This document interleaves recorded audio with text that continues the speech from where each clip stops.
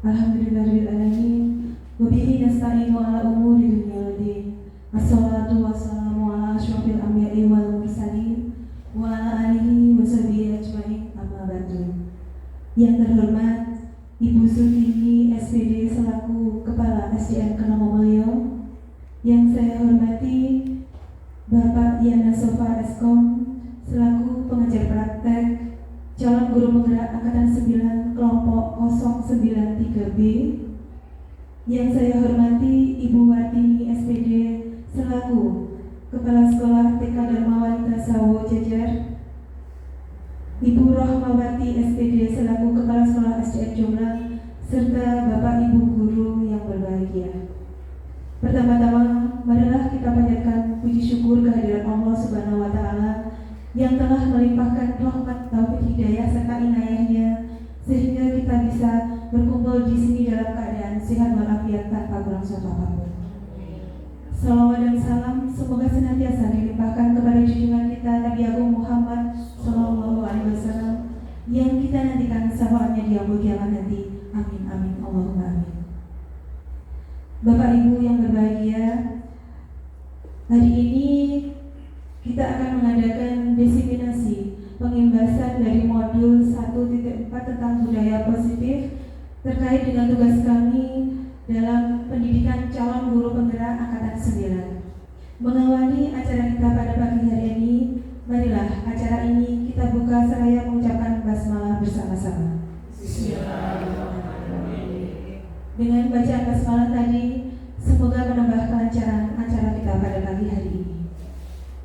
Bapak Ibu yang berbahagia, sebelum acara kita mulai, marilah terlebih dahulu kita menyanyikan lagu Indonesia Raya yang akan dipandu oleh Ibu SD. Kepada yang bertugas kami persilakan. Hadirin kami mohon berdiri.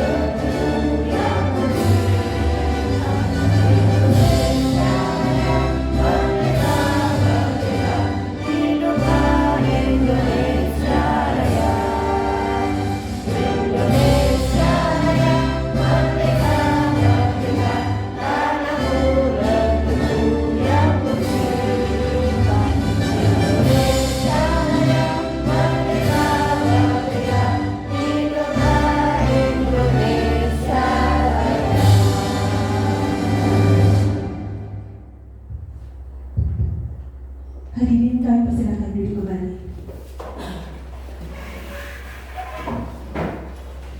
Untuk acara selanjutnya, marilah kita bermunajat seraya berdoa bersama yang akan dipimpin oleh Bapak Purwanto. Kepada Bapak Purwanto kami persilakan.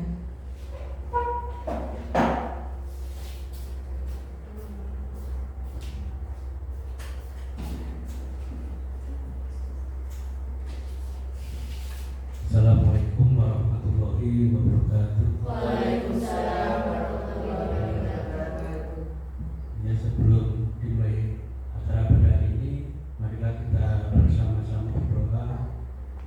Semoga acara hari ini berjalan lancar, ilmu bermanfaat untuk kita semua dan untuk anak didik kita nanti. Alhamdulillah rabbil alamin. Rabbana atina fid dunya hasanah wa fil akhirati hasanah wa qina adzabannar. Alhamdulillah rabbil alamin. Wassalamualaikum warahmatullahi wabarakatuh. Waalaikumsalam warahmatullahi wabarakatuh. Bapak Ibu yang berbahagia, untuk acara selanjutnya adalah sambutan-sambutan. Sambutan yang pertama adalah sambutan dari Bapak Pengajar Praktek Calon Guru Penggerak Angkatan 9. Kepada beliau Bapak Yana Suparsto kami persilakan. Bismillahirrahmanirrahim. Assalamualaikum warahmatullahi wabarakatuh. Waalaikumsalam warahmatullahi wabarakatuh. Yang terhormat Ibu Sutini sebagai Kepala SDN Kemangomulyo,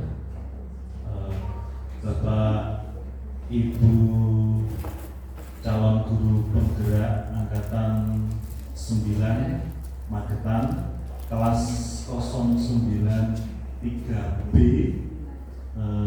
nanti harusnya ada 6, terus Bapak Ibu perwakilan dari SDN Kemangomulyo, Bapak Ibu juga dari perwakilan TK Dharma Wanita Sawo, TK Dharma Wanita Kemangomulyo juga Jomblang SDN Jomblang juga. Puji syukur kehadirat Allah Subhanahu wa Ta'ala, di pagi hari ini kita masih dipertemukan insya Allah dalam keadaan sehat semua, walaupun udaranya sangat panas sekali di daerah Kecamatan Muntoronadi ya di sini ya, Kecamatan Muntoronadi. Marilah kita ikrarkan kesempatan dan kesehatan ini dengan mengucapkan hamdalah, alhamdulillahirabbil alamin.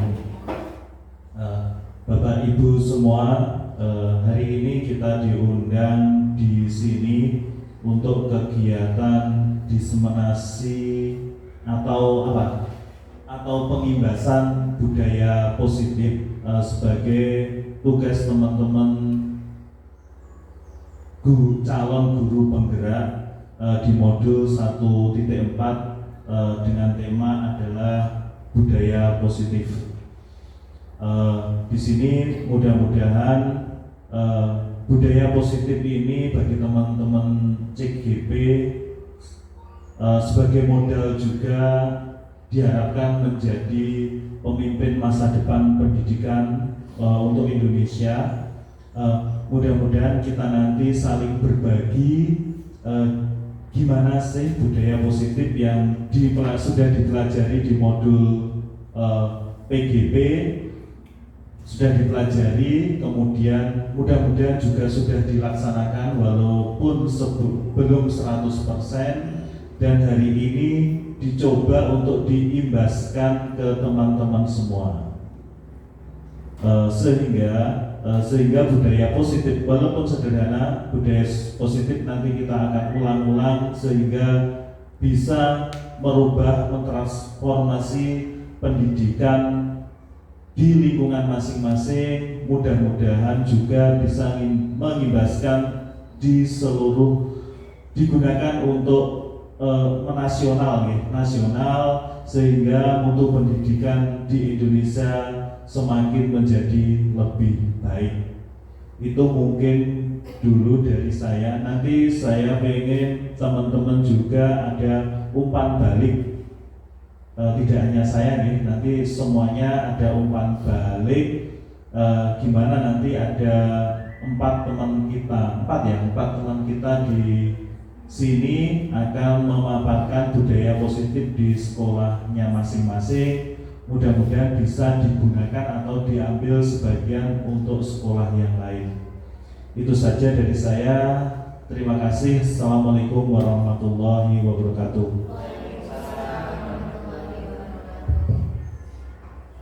Demikian tadi sambutan dari Bapak pengajar praktek kita. Semoga membawa manfaat bagi kita semuanya. Kepada Bapak Ian dan Sofa kami sampaikan terima kasih. Sambutan berikutnya adalah sambutan dari Kepala SDN Kenongomulyo sekaligus tuan rumah. Juga kami minta untuk membuka acara diseminasi atau pengembasan budaya positif sebagai tugas calon guru penggerak angkatan 9. Kepada beliau, Ibu Sutini SPD, kami persilakan. Terima kasih. Assalamualaikum warahmatullahi wabarakatuh. Bismillahirrahmanirrahim. Alhamdulillahirabbil alamin. Asyhadu an la ilaha illallah wa asyhadu anna Muhammadan abduhu wa rasuluh. Rabbi shrah li sadri wa yassir li amri wahlul 'uqdatam min lisani yafqahu qawli. Amma ba'du. Kepada Bapak Yana Sofa nih, asmane dereng batek anu lho. Bapak Yana Sofa selaku pengajar praktek, Bapak Ibu CGP yang ada di sini ya, yang saya hormati. Juga yang saya hormati Bapak Ibu CGP calon guru penggerak ya, yang ke-6 ya yang hadir ya. CGP angkatan ke-9 kelas 093. Wah, mulai nanti 093. Selanjutnya saya hormati Kepala Sekolah TK Dharma Wanita Sawo, Ibu. Asmani bisa terbawa. Bu Wartini, alhamdulillah. Juga saya hormati Kepala Sekolah SD Jumlah, Bu Rahmawati.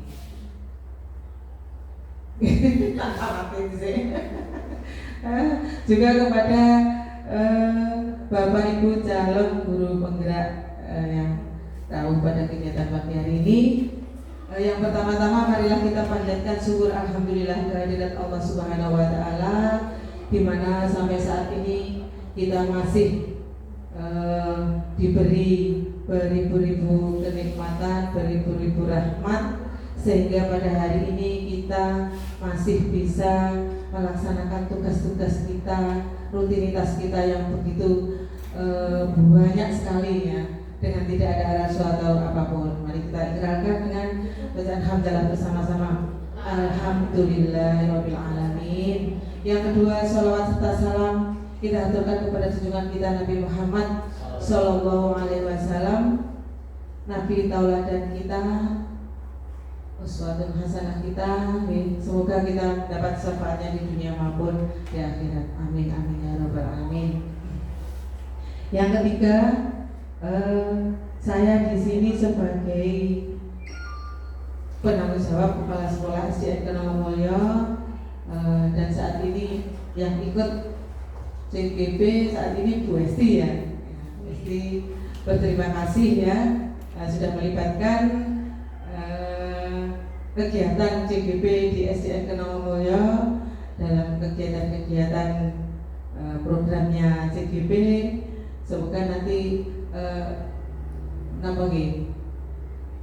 seperti ini bisa menular atau mengimbas ke guru-guru yang lain. Mungkin kalau sudah person tergerak ikut daftar jadi CGP. Yang belum bisa Buria. Oh salah sudah, alhamdulillah. Ulang jarang person ini ya. Oke, saya tahu deh. Selanjutnya untuk kegiatan hari ini diseminasi pengimbasan budaya positif. Ini modul 1 nih. Budaya positif nih. Kepada kepada calon-calon guru penggerak nih,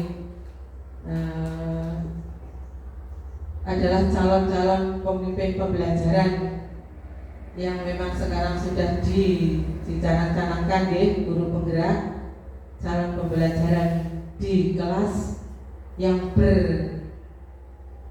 berpusat pada murid serta menjadi tauladan dalam ekosistem pendidikan yang mewujudkan pembelajaran yang profil pelajar Pancasila nih. Nah, yang memang tujuannya itu untuk karakter didik anak yang berdasarkan nilai-nilai luhur Pancasila nih. Dan untuk budaya positif memang saat ini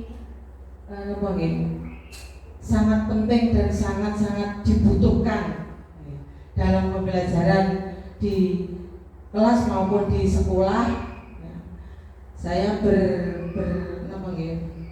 bercermin di sekolah sini, sekolah SD Kenomo, yang memang masih proses dalam budaya positif.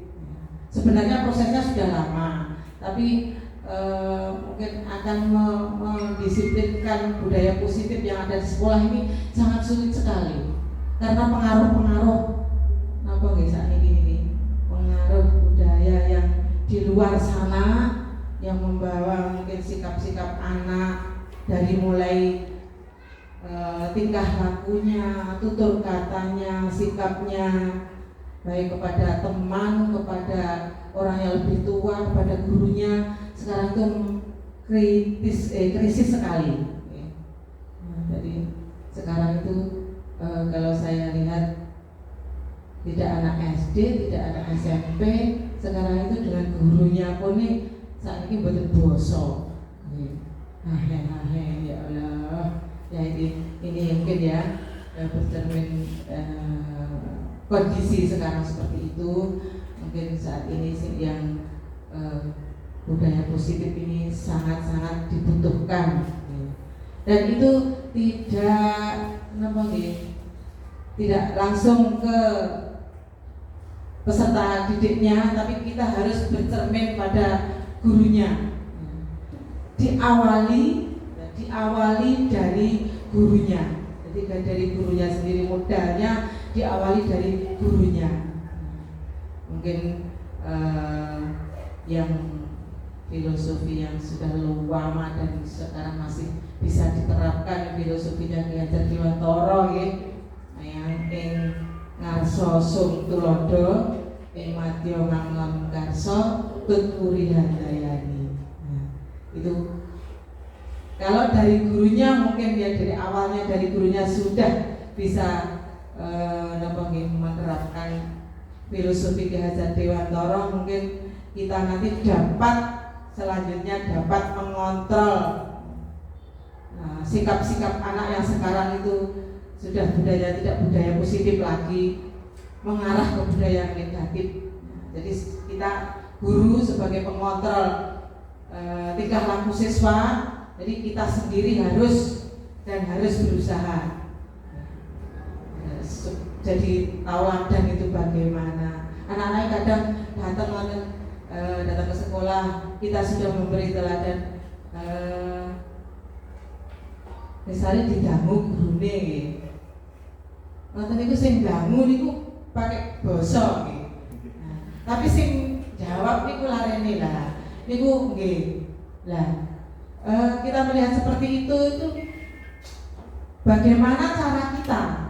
Bagaimana cara kita membawa anak didik agar dapat menerapkan budaya positif yang semula mungkin canggung menjadi kebiasaan. Jadi paling sulit caranya ini loh. Berarti ada mungkin kegiatan hari ini bisa mengarah ke situ. Jadi bagaimana caranya kita membawa siswa ke tingkah laku atau budaya positif yang ada di sekolah maupun bisa diterapkan di rumah nih. Mungkin seperti itu ya penjelasan kula nggih. pripun nggih? Kalau saya yang saya lihat itu yang real saja gitu. Secara teori mungkin penjenengan jalan-jalan guru penggerak yang mungkin lebih paham gitu. Jadi yang saya lihat itu yang ada yang terlihat di satuan pendidikan gitu. Dan semoga kegiatan hari ini saya ucapkan selamat, mungkin bisa lancar dalam kegiatan hari ini. Diseminasi pengimbasan modul budaya positif, dan sekaligus tadi saya disuruh buka nih Pak.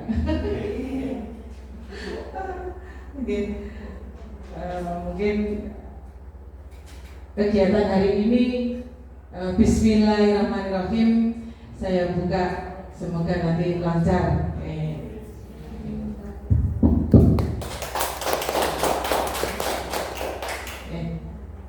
Jadi kegiatan lancar, calon guru penggerak yang dipaham bisa memposisikan calon guru penggerak itu gimana nih di sekolah satuan pendidikan, dan dapat mengimbas guru-guru yang lain menjadi contoh. Mungkin tidak banyak dari saya. Kalau ada kekurangan, salah ucap maupun salah sikap, saya mohon maaf yang sebesar-besarnya. Akhirul kalam, Assalamualaikum warahmatullahi wabarakatuh. Terima kasih kepada Ibu Sutini SPD atas sambutannya yang nanti menjadi penyemangat kami dalam diseminasi atau pengimbasan budaya positif di sekolah kami masing-masing. Kepada Ibu Sutini kami sampaikan terima kasih. Assalamualaikum warahmatullahi wabarakatuh. Waalaikumsalam warahmatullahi wabarakatuh. Untuk pembukaan saya mengikuti yang di depan. Terima kasih atas kehadiran Bapak Ibu dalam acara diseminasi budaya positif yang akan disampaikan oleh Ibu Esti Suryani. Untuk itu, waktu sepenuhnya saya serahkan kepada pemateri kita. Monggo Ibu Esti. Terima kasih Bapak Ramadhani. Perkenalkan, nama saya Esti Suryani. Saya CGP Angkatan 9 dari Kabupaten Magetan, dari kelas 9093B. Saya dari SDN Mulya. Di sini saya bukan pemateri, ya. Di sini saya hanya menyalurkan ilmu yang saya dapat di pendidikan guru penggerak yang saya jalani pada angkatan 9 ini. Nah, saya sudah 2 bulan ini menjalani pendidikan guru penggerak, yang dalam 2 bulan ini saya sudah mempelajari 1 modul, yaitu modul 1. Di sini saya akan memberikan ilmu saya, mengimbaskan ilmu saya kepada Bapak Ibu sekalian pada modul 1.4, yaitu tentang budaya positif.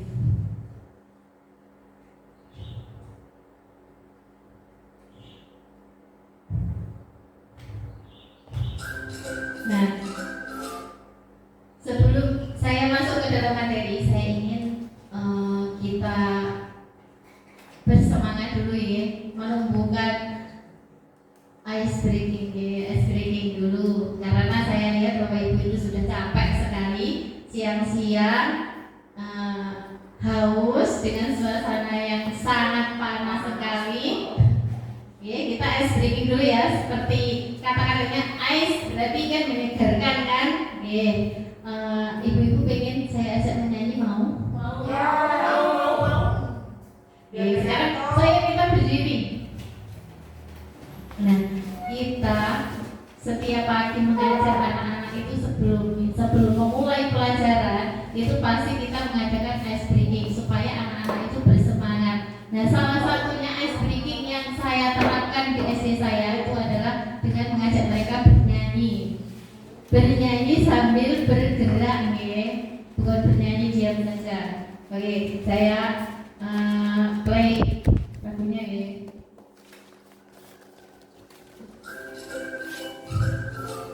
Nanti diikuti gerakan saya ya.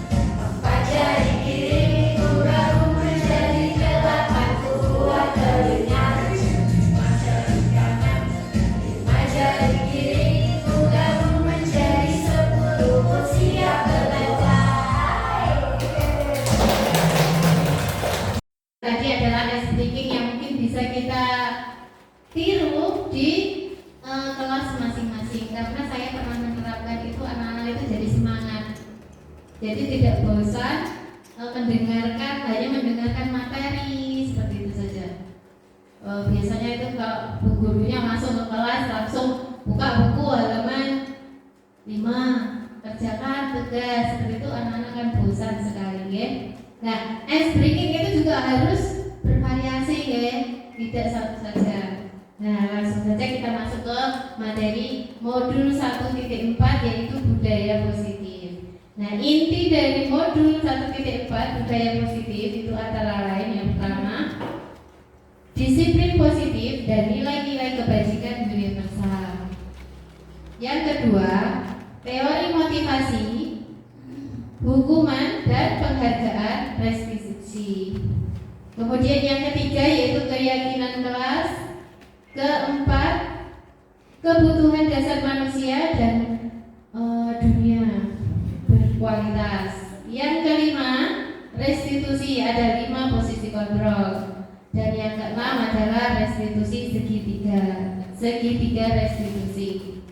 Nah, kita bahas satu-satu, yaitu mulai dari disiplin positif dan nilai-nilai kebajikan universal. Kata disiplin kerap dimaknai sesuatu yang dilakukan pada orang lain untuk mendapatkan kepatuhan dan menjadi suatu ketidaknyamanan dalam menciptakan lingkungan positif. Salah satunya strategi yang perlu ditinjau kembali yaitu adalah penerapan disiplin di sekolah. Penerapan disiplin di sekolah itu dimulai dari diri sendiri. Nah, disiplin itu kalau kuat itu memiliki internal. Jika tidak memiliki motivasi internal, maka memerlukan pihak lain untuk mendisiplinkan diri atau motivasi eksternal. Jadi kalau dari internalnya sendiri kok tidak bisa, kita butuh motivasi dari eksternal luar itu tadi. Nah, disiplin diri dapat membuat seseorang menggali potensinya menuju kepada sebuah tujuan, yaitu sesuatu yang dihargai dan bermakna. Nah, seseorang yang memiliki disiplin diri bisa bertanggung jawab terhadap apa yang dilakukannya karena mendasarkan tindakan pada nilai-nilai kebajikan universal. Selanjutnya yaitu teori motivasi, hukuman dan penghargaan serta restitusi. Apa sih itu teori motivasi, hukuman, penghargaan, restitusi? Nah, Dian Gossen menyatakan ada 3 motivasi perilaku manusia. Yang pertama, motivasi itu untuk menghindari ketidaknyamanan atau hukuman, itu namanya motivasi eksternal. Yang kedua, untuk mendapatkan imbalan atau penghargaan dari orang lain, itu juga merupakan motivasi eksternal. Terus yang ketiga, menjadi orang yang mereka inginkan dan menghargai diri sendiri dengan nilai yang mereka percaya. Dan diri sendiri berarti itu merupakan motivasi internal. Nah, motivasi internal akan membuat seseorang memiliki disiplin positif. Nah, kalau sudah memiliki motivasi internal, mereka itu tidak akan terpengaruh adanya hukuman atau hadiah. Berdampak jangka panjang dan akan tetap berperilaku baik dan berlandaskan nilai-nilai kebajikan. Itu tadi teori motivasi, hukuman, penghargaan, dan restitusi. Sekarang perbedaan antara hukuman, konsekuensi, dan restitusi. Kalau hukuman yaitu bersifat tidak terencana atau tiba-tiba. Anak-anak atau murid tidak tahu apa yang akan terjadi dan tidak dilibatkan. Kalau hukuman itu langsung dari gurunya. Hukuman bersifat satu arah dari pihak guru yang memberikan, dan murid hanya menerima suatu hukuman tanpa melalui suatu kesepakatan atau pengarahan dari pihak guru, baik sebelum atau sesudahnya, itu tidak tahu. Hukuman yang diberikan bisa berupa hukuman fisik atau non fisik, psikis maksud saya. Nah, sementara itu disiplin dalam bentuk konsekuensi. Kalau tadi hukuman, sekarang konsekuensi. Kalau konsekuensi itu sudah terencana atau sudah disepakati, sudah dibahas atau sudah disetujui oleh murid dan guru. Kalau hukuman tadi hanya sepihak. Kalau konsekuensi itu sudah sama murid dan guru. Umumnya bentuk-bentuk konsekuensi itu dibuat oleh guru dan murid sudah mengetahui sebelumnya. Nah, konsekuensi yang akan diterima bila ada pelanggaran itu tadi. Kemudian restitusi, yaitu proses menciptakan kondisi bagi murid untuk memperbaiki kesalahannya mereka. Nah, sehingga mereka bisa kembali ke kelompok mereka dengan karakter yang lebih kuat. Itu restitusi. Selanjutnya, manakah yang menurut Anda termasuk hukuman dan mana konsekuensi? Jadi kita nanti akan bisa membedakan antara hukuman dan konsekuensi. Yang pertama, kita langsung masuk ke link saja ya, karena kalau di sini nanti akan bosan. Sebentar.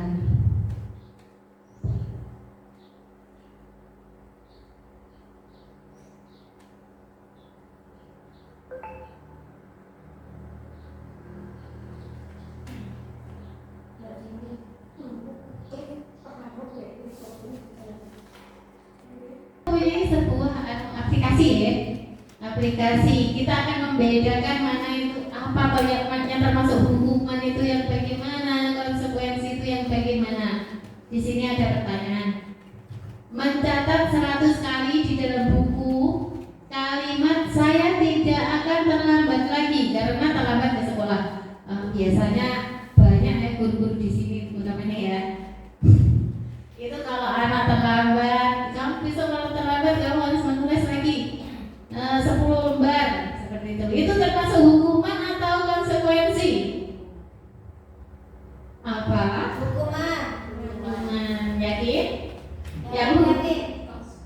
Yang hukuman angkat tangan. Yang tidak angkat tangan berarti konsekuensi ya. Coba kita cek jawabannya. Jawabannya adalah konsekuensi. Sekarang selanjutnya, lari mengelilingi lapangan basket 2 kali karena terlambat hadir di sekolah. Hukuman atau maaf, ada kesalahan teknis. Kita lanjut ke soal yang berikutnya ya. Saya hide dulu jawabannya karena sudah tahu tadi. Berikutnya, membersihkan coretan yang dibuatnya di meja tulis. Nah, meja tulis itu banyak sekali coretan. Terus guru disuruh membersihkan coretan yang tertulis di meja ini seperti ini. Disuruh menghapus. Itu termasuk apa? Hukuman atau konsekuensi? Bu Nurul? Hukuman? Konsekuensi. Kita coba lihat jawabannya ya. 1, 2, 3. Konsekuensi. Tepuk tangan. Soal selanjutnya, murid diminta untuk push up 15 kali karena tidak menggunakan masker ke sekolah. Hukuman? Konsekuensi. Hukuman atau konsekuensi? Hukuman. Cek ya. Nanti yang menang dapat piring cantik nanti. Hukuman. Berarti Bu Ferry, Bu Ria loh, belum sudah tahu loh. Ya, lanjutkan. Satu lagi. Menggantikan kertas tugas teman yang telah dicoret-coret. Konsekuensi. Cek jawabannya. Ya tuh. Lanjutnya, berjemur di lapangan basket mulai pukul 12 siang. Berjemur di lapangan basket pukul 12 siang karena mengobrol saja dengan teman saat pelajaran. Itu apa? Yang berkaitan, berarti yang berkaitan dengan fisik. Hukuman. Coba kita cek ya. Hukuman. Di sini ada 10 soal, masih ada 4 soal lagi.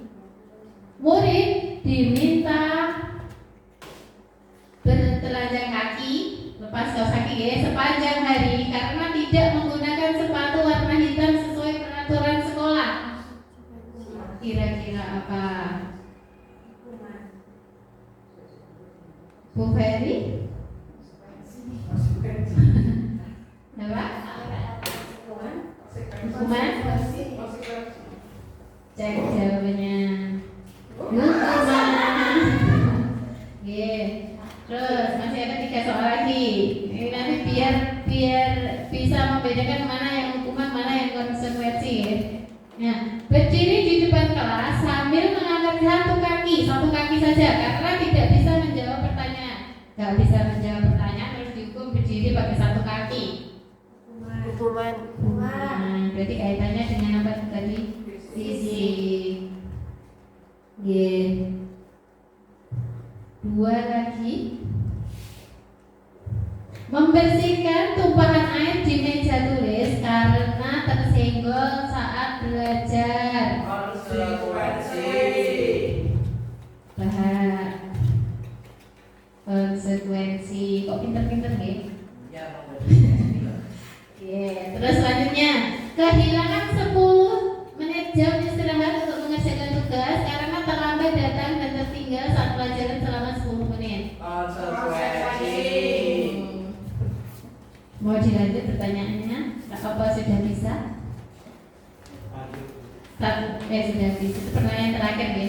Sudah. Sekarang kita lanjutkan. Sekarang sudah paham gimana yang bisa, mana yang hukuman, mana yang konsekuensi, sudah bisa membedakan?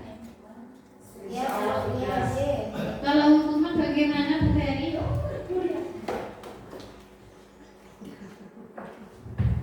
Kalau untuk hukuman itu yang mengenai fisik. Kalau konsekuensi Konsekuensi itu yang kesepakatan antara guru guru dan dan murid. murid. Tepuk tangan untuk ya. Selanjutnya, materi selanjutnya yaitu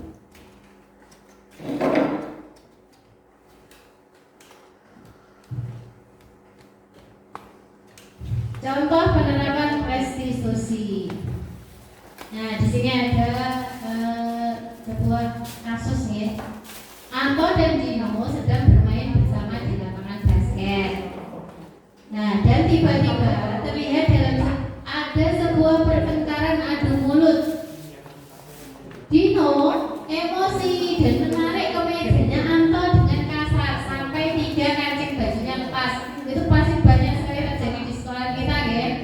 Nah, guru piket langsung melerai mereka dan membawa mereka ke ruang kepala sekolah. Langsung dibawa ke ruangan kepala sekolah. Ibu Suti sebagai kepala sekolah berupaya menenangkan keduanya, terutama Dino. Dino, sepertinya kamu sedang ini. Kepala sekolahnya bilang gini, Dino, sepertinya kamu sedang marah sekali. Mendengar itu, Dino pun mengalir bercerita tentang kekesalan hatinya. Ibu Suti pun melanjutkan bahwa membuat kesalahan itu adalah hal yang manusiawi dan bahwa mempertahankan diri itu juga hal yang penting. Jadi membuat kesalahan itu hal yang manusiawi, tapi membela itu juga hal penting. Karena kalau tidak membela diri kan gimana ya, kalau disalahkan pasti semua orang tidak mau. Seperti itu. Nah, Dino memikirkan cara lain untuk mungkin lebih efektif. Ibu Suti bertanya tentang keyakinan sekolah yang sudah disepakati, serta apakah Dino bersedia memperbaiki kesalahan yang telah dilakukan terhadap Anto itu tadi. Dino pun akhirnya perlahan mengangguk. Ibu Suti balik bertanya kepada Anto, hal apa yang bisa dilakukan Dino untuk memperbaiki kesalahan itu tadi. Jadi kalau ada anak yang bersalah itu ya tidak bisa langsung dimarahi. Nah, selanjutnya contoh itu tadi kasusnya. Sekarang contoh penerapan restitusinya bagaimana? Nah, ini selanjutnya, cerita selanjutnya. Anto menjawab, saya perlu kancing saya diperbaiki, Bu. Ibu saya akan sangat marah kalau melihat kancing baju saya sampai copot 3 kancing begini. Ibu Suti pun kembali bertanya kepada Dino, apa yang akan dia lakukan untuk menggantikan 3 kancing baju yang lepas tadi. Kemudian Dino berpikir sejenak, wah, tidak tahu, Bu. Saya lem kembali mungkin ya, Bu. Dilem kancing bajunya mau dilem. Nah, Ibu Suti berpikir sebentar dan menanggapi, kalau dilem akan mudah terlepas lagi, Dino. Nah, seperti itu. Bagaimana kalau kamu menjahitkan saja? Bersedia kamu menjahitkan kancing baju tadi? Nah, Dino itu tampaknya ragu-ragu dan menanggapi, menjahit? Mana saya tahu bagaimana caranya menjahit, Bu. Ibu Suti terus meneruskan, apakah kamu bersedia belajar menjahit? Disuruh belajar menjahit. Ya. Nah, Dino diam sejenak memandang kepada Anto dan menanggapi menanggapi tadi, siapa yang akan mengajari saya menjahit, Bu? Dengan cepat ibu menjawab, Pak Irfan. Pak Irfan itu guru tata busana. Nah, si Dino itu kembali diam sejenak memandang kemejanya Anto yang tanpa kancing itu tadi. Dino mengangguk, tandanya dia mau belajar menjahit dan memperbaiki kesalahannya tadi. Nah, terakhir terlihat keduanya anak laki-laki itu sudah pulang dengan perbaikan. Nah, jadi seperti itu. Dan bersegak gurau kembali sudah baikan. Nah, sekarang keyakinan kelas itu yang tadi termasuk contoh penerapan restitusi. Yang pertama tadi restitusinya, sekarang yang barusan termasuk contoh penerapan restitusi, dan sekarang merupakan keyakinan kelas yang dibahas selanjutnya ini. Nah, keyakinan kelas itu apa? Keyakinan kelas itu nilai-nilai kebajikan universal yang disepakati secara tersirat dan tersurat. Nah, lepas dari latar belakang suku, negara, bahasa maupun agama. Nah, keyakinan kelas bersifat lebih abstrak daripada peraturan. Jadi lebih abstrak, yang lebih rinci dan konkret. Nah, keyakinan kelas berupa pernyataan-pernyataan universal. Pernyataan keyakinan kelas senantiasa dibuat dalam bentuk positif. Keyakinan kelas juga hendaknya tidak terlalu banyak sehingga mudah diingat. Jadi bukan kalimat yang panjang-panjang gitu ya. Nah, keyakinan kelas sebaiknya suatu yang dapat diterapkan di lingkungan sekolah tersebut. Misalkan kalau sekolah itu kurang disiplin, berarti keyakinan kelasnya harus tentang kedisiplinan.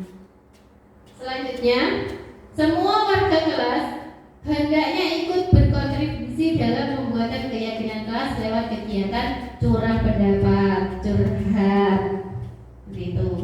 Nah, yang terakhir, bersedia meninjau kembali dari waktu ke waktu keyakinan kelasnya. Selanjutnya, prosedur pembentukan keyakinan kelas. Caranya membuat keyakinan kelas itu bagaimana? Yang pertama, mempersilakan warga sekolah atau kelas untuk bercurah pendapat, itu tadi, saling curhat. Nah, yang kedua, mencatat semua masukan, menyusun kalimat dalam bentuk negatif menjadi kalimat positif. Contohnya, jangan membuang sampah sembarangan, diubah menjadi kalimat positifnya, buanglah sampah pada tempatnya. Terus berikutnya, tinjau kembali daftar curah pendapat itu tadi. Contohnya, berjalan di kelas, dengarkan guru, datanglah tepat waktu, berada di bawah. Nah, itu tadi. Terus berikutnya, tinjau ulang keyakinan sekolah itu tadi. Setelah keyakinan sekolah selesai dibuat, mereka gimana? Setelah keyakinan sekolah atau bebas selesai dibuat, maka semua warga sekolah bebas dipersilakan meninjau ulang semua. Jadi tidak hanya kepala sekolah atau hanya seorang guru saja, seperti itu.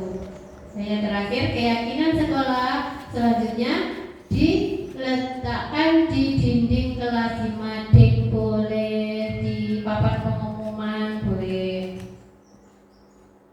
Selanjutnya, kebutuhan dasar manusia dan dunia. Kebutuhan dasar manusia di dunia dan yang berkualitas. Yang pertama yaitu kebutuhan bertahan hidup. Yang kedua, kasih sayang dan rasa diterima atau kebutuhan untuk diterima. Yang ketiga, penguasaan atau kebutuhan pengakuan atas kemampuan. Yang keempat, kebebasan. Yang kelima, kesenangan. Nah, ada brainstorm goals, yaitu teknik yang digunakan untuk mengumpulkan gagasan. Cara ini bisa digunakan untuk mencari ide agar mendapatkan solusi dari sebuah permasalahan tertentu. Metode ini dilakukan untuk menemukan ide berdasarkan spontanitas dan kreativitas. Seperti apa brainstorm goals itu? Contohnya yang pertama yaitu, ada kan seorang murid itu bilang sama gurunya, aku senang main kejar-kejaran dengan ibu guru. Kadang yang ibu guru TK itu kan seneng ya berkejar-kejaran sama muridnya, seru seperti itu. Aku hebat kan, bisa bikin ibu guru kejar aku. Nah, itu ibu guru tidak menyapaku hari ini. Nah, ketika gurunya mencueki muridnya, kadang ada anak yang bertanya, ibu guru kok tidak menyapaku hari ini, padahal aku tuh pakai jepit rambut yang baru loh bu.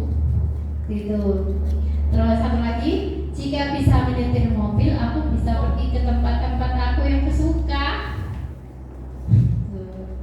Nah, selanjutnya restitusi. Ada 5 posisi kontrol. Yang pertama yaitu penghukum, yang kedua pembuat terasa bersalah, yang ketiga teman, yang keempat pemantau, dan yang kelima adalah manajer. Kita bahas satu-satu ya tentang posisi kontrol itu. Kita pakai contoh langsung kasus. Contoh masalahnya, Adi yang terlambat hadir di sekolah. Nah, itu posisi kontrolnya sebagai penghukum. Nah, kita langsung pakai contoh dialog nih. Nah, terlambat lagi, pasti kamu terlambat lagi, selalu datang terlambat. Kapan kamu bisa datang tepat waktu? Nah, bagaimana perasaan murid bila guru berbicara seperti itu pada saat muridnya datang terlambat? Gimana? Sedih. Nah, akibatnya apa kalau selalu bilang seperti itu? Akibatnya kemungkinan itu murid itu marah dan mendendam. Nah, atau bersifat agresif. Anak itu jadi agresif. Bisa jadi sesudah kembali duduk, murid tersebut akan mencoret-coret bukunya atau meja tulisnya karena sudah dimarahi itu tadi. Nah, lebih buruk lagi, sepulang sekolah, murid melihat motor atau mobil bapak ibu guru akan menggores kendaraan tersebut. Jadi kita itu harus hati-hati dalam menghadapi anak. Itu tadi tipe atau posisi kontrol sebagai penghukum. Yang kedua, membuat orang lain merasa bersalah. Ini jika posisi seorang guru itu membuat orang lain atau muridnya itu merasa bersalah. Nah, Adi, kamu ini bagaimana ya? Kamu sudah berjanji dengan ibu tidak akan terlambat lagi. Kamu kenapa ya senang sekali mengecewakan ibu? Ibu benar-benar kecewa sekali. Bagaimana perasaanmu jika ditegur seperti itu? Gimana? Bersedih semuanya. Semakin merasa Ya, bersalah. murid itu akan semakin merasa bersalah kalau salahnya itu sudah salah, harus disalahkan. Seperti itu. Murid akan merasa bersalah telah mengecewakan ibu atau bapak gurunya. Nah, murid akan merasa menjadi orang yang gagal dan tidak sanggup membahagiakan orang lain. Itu kalau murid kita salah, terus kita menjudge gitu istilahnya. Nah, kadang sikap seperti itu lebih berbahaya dari sikap penghukum. Itu lebih berbahaya daripada yang tadi. Lebih baik menghukum daripada membuat rasa bersalah itu tadi. Nah, karena emosi akan tertanam rapat di dalam muridnya, menahan perasaan itu tadi. Tidak seperti murid dalam dengan penghukum tadi, di mana murid bisa menumpahkan amarahnya walaupun dengan cara negatif. Kalau ini kan, kalau tadi dimarahi langsung menggores motornya gurunya. Kalau sudah dibuat rasa bersalah ini, murid akan gimana ya? Tersakiti hatinya, seperti itu. Nah, sekarang posisi kontrol sebagai teman. Skenario-nya seperti ini. Adi, ayolah, bagaimana sih kamu? Kemarin kamu sudah janji ke bapak. Bukan, karena terlambat lagi. Sambil tertawa ringan. Jadi gurunya itu kalau memarahi juga sambil tertawa, tidak harus dengan wajah yang menakutkan, menyeramkan gitu. Nah, ya sudah, tidak apa-apa, duduk dulu di sana. Nanti Pak Guru akan bantu kamu ini. Kamu ininya dengan ada yang seperti teman ya, bukan yang memarahi ya. Nah, bagaimana perasaan murid kalau disikapi gurunya dengan teman itu tadi? Posisi sebagai teman. Senang, pastinya senang. Nah, murid akan merasa senang dan akrab dengan gurunya. Ini termasuk dampak yang positif. Hanya saja di sisi negatifnya murid akan ketergantungan. Kalau terlalu kita ladeni sebagai teman, itu mereka akan ketergantungan, kadang melunjak Jadi kita harus ada batas-batasnya juga. Terus selanjutnya itu posisi pemantau. Contohnya seperti ini. Adi, tahukah kamu jam berapa kita memulai? Tahu Pak. Kamu terlambat 15 menit. Apakah kamu sudah mengerti apa yang harus dilakukan bila kamu terlambat? Paham Pak. Saya harus tinggal di kelas. Pada jam istirahat nanti saya akan mengerjakan tugas ketertinggalan saya. Nah, ya benar. Nanti kamu pada saat jam istirahat kamu harus di kelas ya, menyelesaikan tugasnya. Nah, kalau ini bagaimana ini perasaannya? Akibatnya muridnya akan bagaimana ini? Murid akan memahami sanksinya. Oh, kalau seperti ini sanksinya saya harus begini. Seperti itu ya. Terus selanjutnya posisi sebagai manajer. Contohnya seperti ini. Adi, apakah kamu mengetahui jam berapa sekolah dimulai? Tahu Pak, jam 7. Ya, jadi kamu terlambat. Kira-kira bagaimana kamu akan memperbaiki? Nah, kalau ini sudah tahu terlambat, terus ditanya bagaimana caranya memperbaiki. Tuh, saya bisa menanyakan teman saya Pak. Nah, ini bandel kan, dijawab saja ada anak-anak itu. Nah, baik, itu bisa dilakukan. Apakah besok akan ada masalah lagi? Kamu akan terlambat lagi misalnya?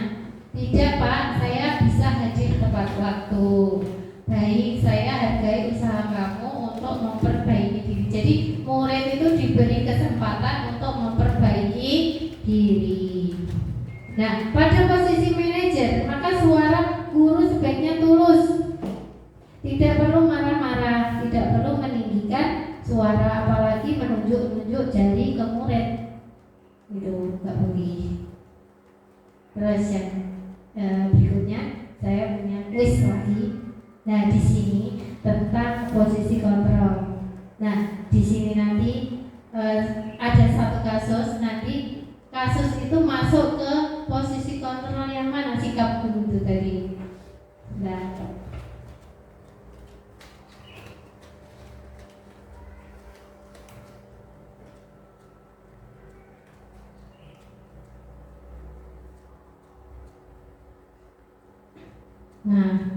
di sini ada beberapa, ada 5 dialog sikap ya yang dilakukan oleh guru. Nah, di sini sikap ini akan masuk ke posisi kontrol yang mana? Yang pertama, saya kecewa sekali dengan kamu.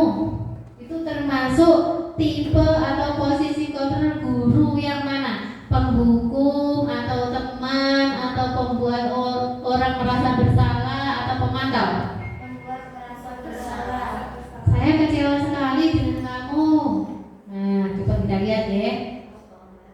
Jawabannya pembuat merasa bersalah. Selanjutnya, ibu kejar aku karena ibu guru sayang aku. Ibu kejar aku karena ibu guru sayang aku. Nah, saya lihat jawabannya. Karena sayang itu termasuk cinta kasih sayang. Selanjutnya, aku hebat kan, bisa bikin bu guru kejar aku. Nah, itu apa? Kesenangan, kebebasan, penguasaan, pengakuan, cinta kasih sayang. Aku hebat kan, bisa bikin bu guru kejar aku. Penguasaan. Kita lihat penguasaan. Benar sekali Pak Romadhoni. Tepuk tangan yang sangat meriah. Nah, selanjutnya, aku hebat kan? Oh, ini sudah ya. Aku bosan belajar mewarnai terus di dalam kelas. Aku bosan. Kebebasan. Iya Pak. Kebebasan. Sudah. Tuh, materi selanjutnya itu segitiga restitusi. Nah, segitiga restitusi itu untuk menyelesaikan suatu permasalahan yang ada di sekolah kita. Pasti di sekolah kita itu banyak sekali masalah. Banyak sekali masalah. Masalahnya contohnya apa, Bu Tia? Kalau di sekolah jenengan ada nggak anak yang selalu terlambat? Ada nggak anak yang selalu mencontek pekerjaan temannya? Tuh kan mesti teman. Nah, semua permasalahan itu tadi bisa diselesaikan melalui segitiga restitusi. Nah, segitiga restitusi itu langkahnya atau tahapannya ada 3. Yang pertama, menstabilkan identitas. Caranya bagaimana menstabilkan identitas itu? Setiap orang pernah melakukan kesalahan. Nah, bisa bilang ini kalau anak itu membuat kesalahan. Setiap orang itu pasti pernah berbuat kesalahan. Dan kamu bukan satu-satunya yang pernah melakukan kesalahan ini. Jadi tidak langsung di judge ya. Nah, terus yang pertama harus seperti itu, ya, Bu Ria, Bu Rini. Jadi tidak bisa langsung dimarahi loh ya. Terus yang kedua, loh saya tahu loh. Terus yang kedua langkah selanjutnya yaitu menanyakan, memvalidasi tindakan yang salah. Caranya bagaimana? Kamu menanyakannya seperti ini. Kamu tentu punya alasan mengapa kamu melakukan itu. Seperti itu. Terus ada lagi, adakah cara yang lebih efektif untuk mendapatkan apa yang kamu butuhkan? Jadi setelah menanya tadi, setelah menstabilkan identitas tadi, setiap orang punya kesalahan. Terus setelah itu menanya lagi, kamu pasti punya alasan kenapa kamu itu melakukan seperti itu. Terus yang terakhir, menanyakan keyakinan yang sudah dibuat sekolah tadi. Keyakinan apa yang sudah kamu masih ingat keyakinan yang sudah kita buat itu. Nah, ini segitiga restitusi menstabilkan. Contoh-contohnya ada di sini ya.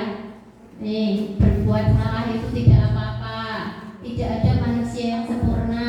Bapak dan Ibu guru juga tidak mencari siapa yang salah, siapa yang benar. Seperti itu kata-katanya itu yang bagus.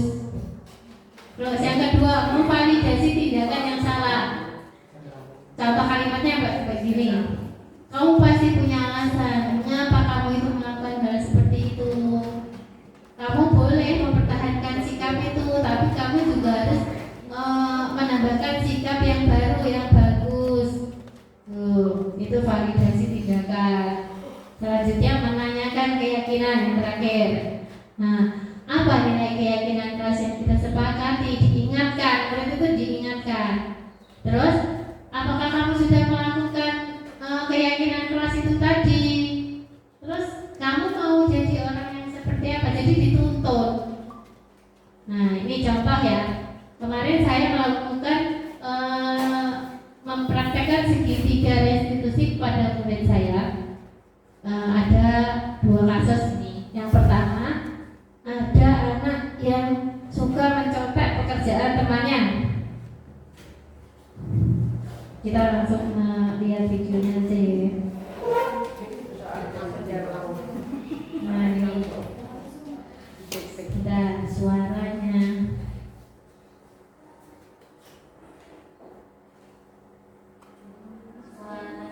Beneran ya.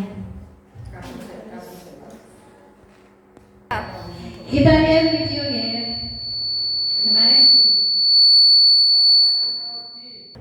Nah, ini ada video. Kemarin saya itu melakukan penyelesaian masalah menggunakan segitiga restitusi dengan murid saya yang pekerjaannya itu selalu dicontek sama temannya ya. Seperti ini.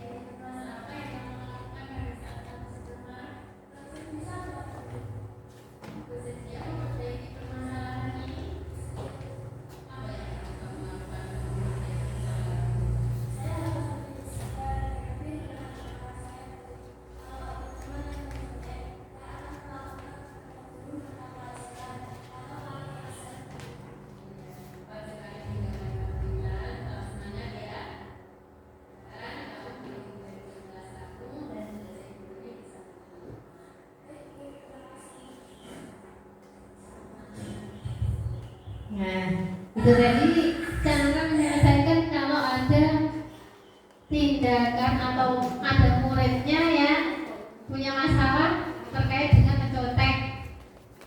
Jadi dicoba seperti itu, tidak marah-marah lagi ya. Jadi pelan-pelan. Terus masalah atau kasus yang selanjutnya. Nah ini murid saya ini namanya Rama ini selalu datang terlambat. Caranya bagaimana? Coba kita lihat.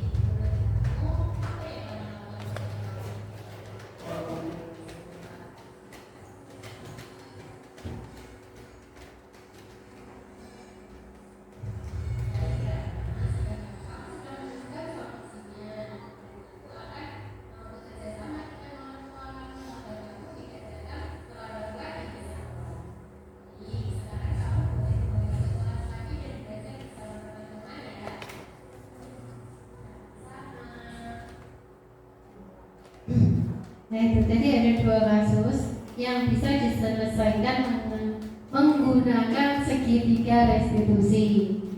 Nah di materi yang saya sampaikan kira-kira itu yang ada di modul 1.4 mengenai budaya positif.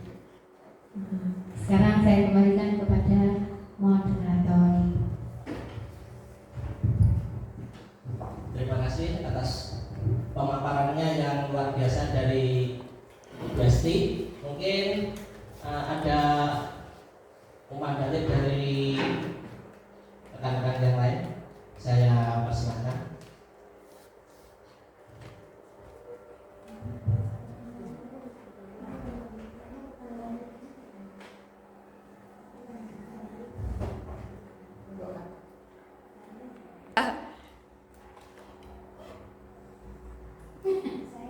Ya, silakan Ibu dulu.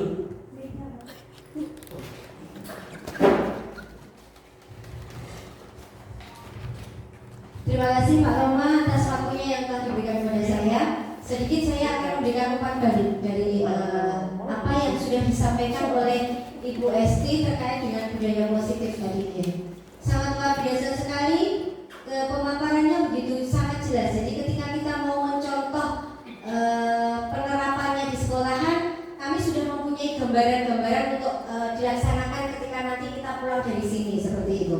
Ketika nanti ada masalah di sekolahan, tadi sudah ada segitiga restitusi yang bisa kita lakukan untuk menyelesaikan masalah yang ada di sekolahan kami seperti itu.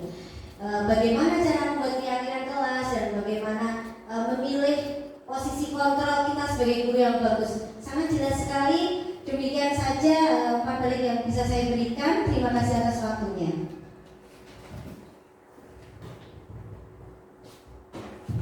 Terima kasih atas umpan baliknya dari Ibu Nurul.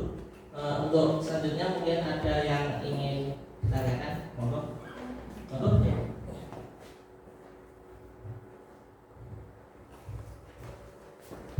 Terima kasih atas waktu yang diberikan pada saya.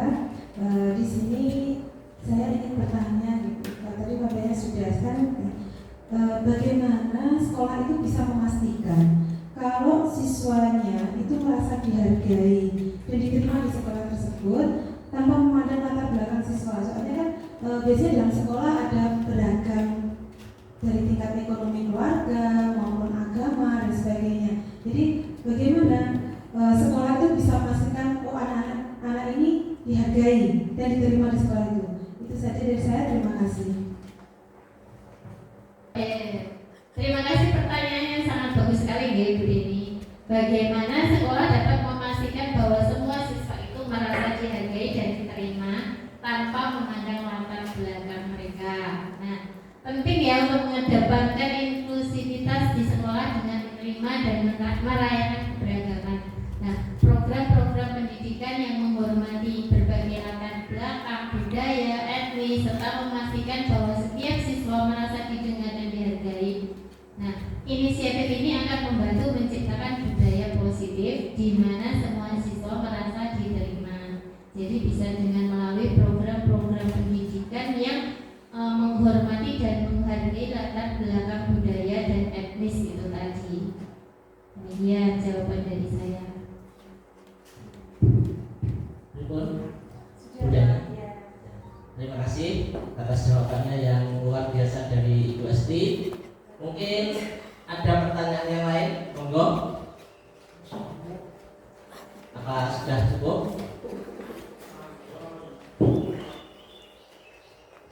Sudah cukup? Terima kasih. Sekian apa?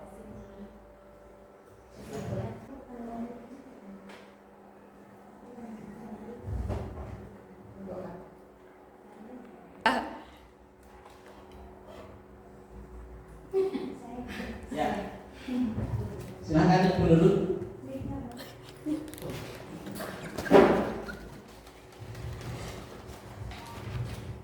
Terima kasih Pak Roma atas waktunya yang telah diberikan kepada saya.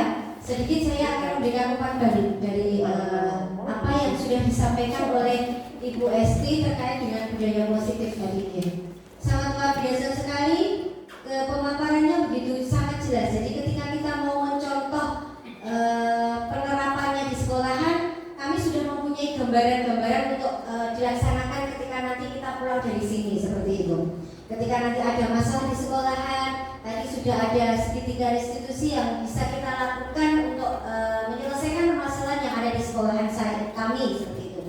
Bagaimana cara membuat keyakinan kelas dan bagaimana memilih posisi kontrol kita sebagai guru yang bagus. Sangat jelas sekali. Demikian saja umpan balik yang bisa saya berikan. Terima kasih atas waktunya.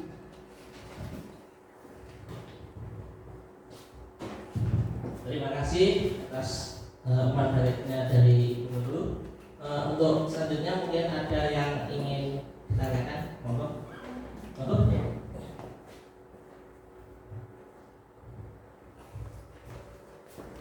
Terima kasih atas waktu yang diberikan pada saya. Di sini saya ingin bertanya, tadi Bapaknya sudah kan, bagaimana sekolah itu bisa memastikan kalau siswanya itu merasa dihargai dan diterima di sekolah tersebut tanpa memandang latar belakang siswa. Soalnya kan biasanya dalam sekolah ada beragam dari tingkat ekonomi keluarga maupun agama dan sebagainya. Jadi bagaimana sekolah itu bisa memastikan anak ini dihargai dan diterima di sekolah itu. Itu saja dari saya, terima kasih. Terima kasih, pertanyaannya sangat bagus sekali Bu Deni. Bagaimana sekolah dapat memastikan bahwa semua siswa itu merasa dihargai dan diterima tanpa memandang latar belakang mereka. Nah, penting ya untuk mengedepankan inklusivitas di sekolah dengan menerima dan merayakan keberagaman. Nah, program-program pendidikan yang menghormati berbagai latar belakang, budaya, etnis, serta memastikan bahwa setiap siswa merasa didengar dan dihargai. Nah, inisiatif ini akan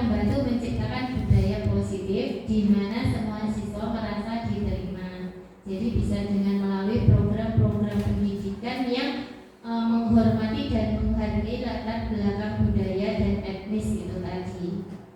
Demikian jawaban dari saya. Ripun, terima kasih atas jawabannya yang luar biasa dari Ibu Esti. Mungkin ada pertanyaan yang lain, monggo. Kesimpulan?